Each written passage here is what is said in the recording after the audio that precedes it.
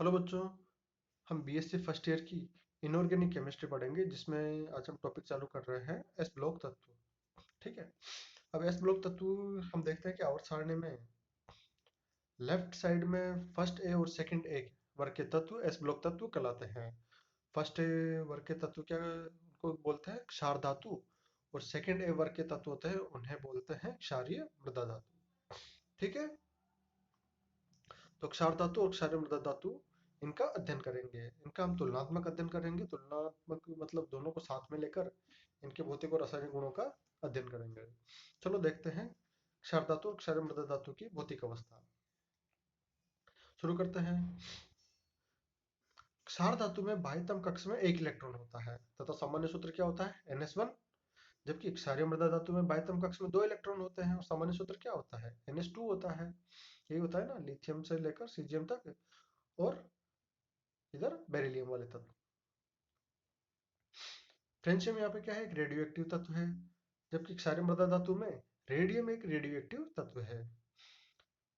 क्षार धातु में सभी धातुएं सीजियम को छोड़कर, क्योंकि सीजियम द्रव अवस्था में पाई जाती है, सभी धातु कैसी होती है, चमकदार सफेद और नर्म ठोस होती है, मतलब मुलायम होती है, आघात वर्धनीय होती है और तन्य होती है। जबकि क्षारीय मृदा धातु में ये धातु एक क्षार धातु की अपेक्षा कठोर होती है। मतलब होती तो नर्म है, लेकिन इनकी तुलना में क्षार धातु की तुलना में ये कठोर होती है क्षारीय मृदा धातु है। क्यों? क्योंकि इनमें दो संयोजी इलेक्ट्रॉन पाए जाते हैं। संयोजकता कोष में कितने इलेक्ट्रॉन पाए जा रहे हैं, दो इलेक्ट्रॉन पाए जा रहे हैं। धात्विक बंध बनाने के लिए भी उपलब्ध हो जाते हैं। परमाणु भार में वृद्धि के साथ कठोरता कम होती जाती है। ठीक है।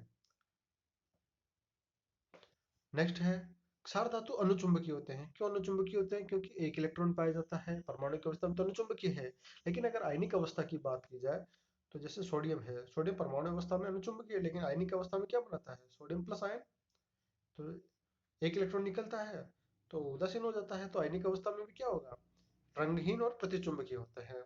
जबकि क्षारीय मृदा धातु में परमाणु अवस्था में दो इलेक्ट्रॉन है और दोनों युग्मित है, अतः परमाणु अवस्था में भी ये प्रतिचुंबकीय और रंगहीन होते हैं। लेकिन आयनिक अवस्था बनाई जाए, जैसे मैग्नीशियम +2, दो इलेक्ट्रॉन निकल गए फिर उदासीन हो गया, मतलब दो इलेक्ट्रॉन निकलने के बाद में इन्होंने स्थायी विन्यास प्राप्त कर लिया, इसके पास कोई अयुग्मित इलेक्ट्रॉन नहीं रह गया, तो ये आयनिक अवस्था में भी रंगहीन और प्रतिचुंबकीय ही होते हैं।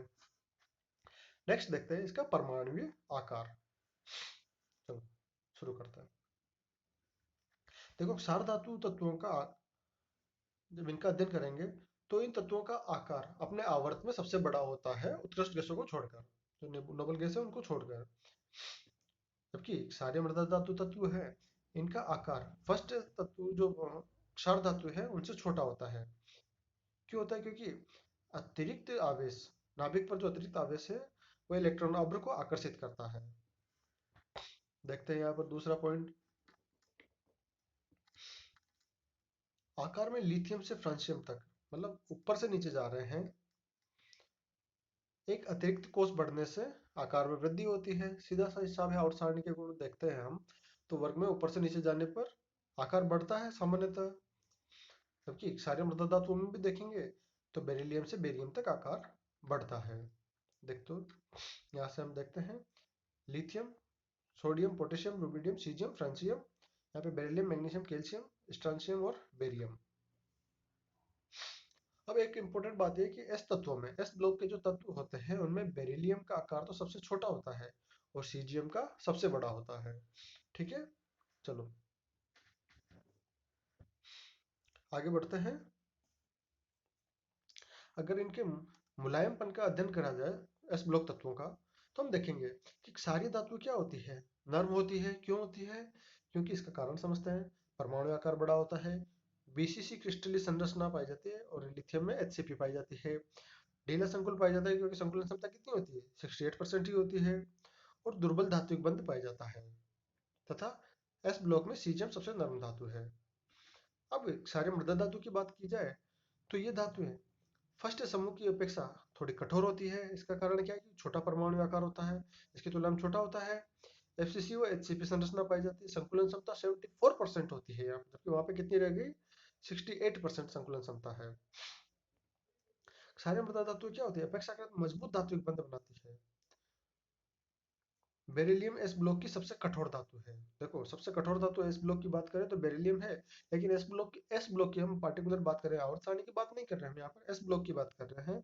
एस ब्लॉक की सबसे नरम धातु कौन सी है? सीजियम है। तो देखो, इसमें भी एक नियम निकल के आ रहा है, उसको देखते हैं।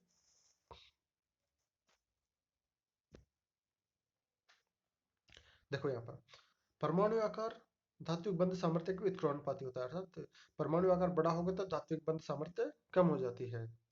ठीक है। तो देखो, क्षार धातुओं का आकार बड़ा होता है तो उनकी धात्विक बंध सामर्थ्य क्षार मृदा धातु से कम होती है। अब जिसका परमाणु आकार बड़ा होगा वो मुलायमपन भी ज्यादा होगा, और जो मुलायम ज्यादा होगा उसका गलनांक क्वथनांक का मान कम हो जाएगा। ठीक है, आगे समझते हैं। चलो अब गलनांक एवं क्वथनांक का अध्ययन करते हैं। देखते हैं। अब क्षार धातु की बात चल रही थी, तो देखो ये क्षार धातु है। इसमें अपेक्षाकृत बड़े परमाणु आकार एवं बाह्यतम कक्ष में एक इलेक्ट्रॉन के कारण दुर्बल अंतर परमाणुक बंध पाए जाते हैं। अतः दुर्बल बंध के कारण गलनांक व क्वथनांक कम होते हैं। ठीक है। जबकि क्षारीय मृदा धातु में क्या होता है? अपेक्षाकृत छोटा परमाणु आकार तो संयोजकता कोष में 2 इलेक्ट्रॉन की उपस्थिति होती है, और धात्विक बंध फर्स्ट समूह के तत्वों की तुलना में मजबूत होता है। अतः गलनांक एवं क्वथनांक क्षारीय मृदा धातुओं के उच्च होते हैं क्षार धातुओं की तुलना में। अब अगर क्षार धातुओं में गलनांक और क्वथनांक का अध्ययन किया जाए एक वर्ग में, तो वर्ग में ऊपर से नीचे जाने पर गलनांक एवं क्वथनांक घटते जाते हैं। इसी तरह से सारे मृदा धातुओं में भी वर्ग में ऊपर से नीचे जाने पर गलनांक एवं क्वथनांक का क्रम निम्न प्रकार का होता है। देखते हैं। देखो, barium, calcium, स्ट्रांशियम, beryllium, calcium, स्ट्रांशियम, barium और मैग्नीशियम। देखो यहाँ पर क्या होता है? मैग्नीशियम का गलनांक एवं क्वथनांक का मान सबसे कम होता है, कारण समझेंगे, समझ लेते हैं। कैल्शियम, स्ट्रांशियम और बेरियम का गलनांक एवं क्वथनांक मैग्नीशियम की अपेक्षा उच्च होता है। इसका कारण क्या है? बाह्यतम कक्षक में डी कक्षक की, जो बाह्यतम कक्षक होता है उसमें डी कक्षक की उपस्थिति, जो मजबूत धात्विक बंध बनाते हैं। ठीक है, तो ये क्वेश्चन अक्सर एग्जाम में आ जाता है, इंपॉर्टेंट मार्क कर लो इसे, कि बेरियम, मैग्नीशियम का गलनांक एवं क्वथनांक कैल्शियम, स्ट्रोंशियम, बेरियम की तुलना में कम होता है। अब lithium, sodium, potassium, rubidium, caesium धातु के, जैसे क्षार धातु में क्या होता है? धातु के परमाणु आकार में वृद्धि के साथ साथ धात्विक बंध दुर्बल होते जाते हैं, जिससे गलनांक एवं क्वथनांक लिथियम से सीजियम की ओर कम होता जाता है। तो गलनांक एवं क्वथनांक धातु की बंध क्षमता के समानुपाती होता है। जिसका गलनांक क्वथनांक ज्यादा होता है उसकी धातु बंध क्षमता उच्च होती है। नेक्स्ट पॉइंट समझते हैं हम आयनन विभव के बारे में। देखो, क्षार धातुओं का आयनन विभव और क्षारीय मृदा धातु का आयनन विभव दोनों का अध्ययन करते हैं। क्षार धातु का आयनन विभव में अपेक्षाकृत बड़ा परमाणु आकार बाह्यतम कक्षक में केवल एक इलेक्ट्रॉन के कारण प्रथम आयनन विभव बहुत कम होता है। ठीक है। जबकि यहाँ पर अपेक्षाकृत छोटे आकार और पूर्ण भरे हुए एस कक्षक के कारण प्रथम आयनन विभव फर्स्ट समूह की अपेक्षा उच्च होता है। अब यहाँ पे बात करें द्वितीय आयनन विभव की, तो द्वितीय आयनन विभव प्राप्त में तो उत्कृष्ट गैस में से इलेक्ट्रॉन निकालना पड़ेगा। तो द्वितीय आयनन विभव का मान उच्च होता है, क्योंकि इलेक्ट्रॉन त्याग कर नोबल गैस विन्यास प्राप्त कर लेता है। एक इलेक्ट्रॉन त्याग दिया तो नोबल गैस विन्यास प्राप्त कर लिया, दूसरा इलेक्ट्रॉन त्यागने के लिए था द्वितीय आयनन विभव के लिए क्या होता है? नोबल गैस विन्यास से इलेक्ट्रॉन निकालना पड़ेगा, तो उच्च होगा। जबकि यहाँ पर द्वितीय आयनन विभव फर्स्ट ए समूह से अर्थात क्षार धातुओं की तुलना में कम होता है। क्यों? क्योंकि भाई यहाँ तो अभी तो जैसे मैग्नीशियम प्लस टू है, मैग्नीशियम है, उसमें से एक इलेक्ट्रॉन निकाला तो मैग्नीशियम प्लस रहा। अभी एक और इलेक्ट्रॉन निकल सकता है ना, तभी तो उत्कृष्ट गैस विन्यास प्राप्त करेगा। ठीक है, लेकिन यहाँ तो उत्कृष्ट गैस विन्यास प्राप्त कर चुका है, तो इसका तो द्वितीय आयनन विभव उच्च होता है, और क्षार धातु का तो क्षार मृदा धातुओं का द्वितीय आयनन विभव का मान निम्न होता है क्षार धातु से। अब आयनन विभव का अवरोही क्रम की बात करें तो लिथियम का आयनन विभव सबसे ज्यादा होता है, फिर सोडियम का, पोटेशियम का, रुबिडियम का, सीजियम का। लेकिन यहाँ पर बात की जाए आयनन विभव की, तो हम देखते हैं कि यहाँ पे आयनन विभव का मान बेरिलियम का सबसे ज्यादा होता है, देन मैग्नीशियम, कैल्शियम, स्ट्रोंशियम और बेरियम का होता है। ठीक है, आगे देखते हैं ऑक्सीकरण अवस्था को। क्षार धातु केवल +1 ऑक्सीकरण अवस्था दर्शाते हैं, जबकि क्षारीय मृदा धातु +2 ऑक्सीकरण अवस्था दर्शाते हैं। क्षार धातु +1 क्यों दर्शाते हैं? क्योंकि प्रथम और द्वितीय आयनन विभव का अंतर 16 इलेक्ट्रॉन वोल्ट से ज्यादा होता है, और ये प्लस दो ऑक्सीकरण अवस्था क्यों दर्शाते हैं? क्योंकि प्रथम और द्वितीय अणुओं का अंतर 11 इलेक्ट्रॉन वोल्ट से कम होता है। ठीक है, तो इस ब्लॉक में अच्छा हमारा फर्स्ट लेक्चर खत्म हुआ। नेक्स्ट लेक्चर में हम आगे के पार्ट का अध्ययन करेंगे। धन्यवाद।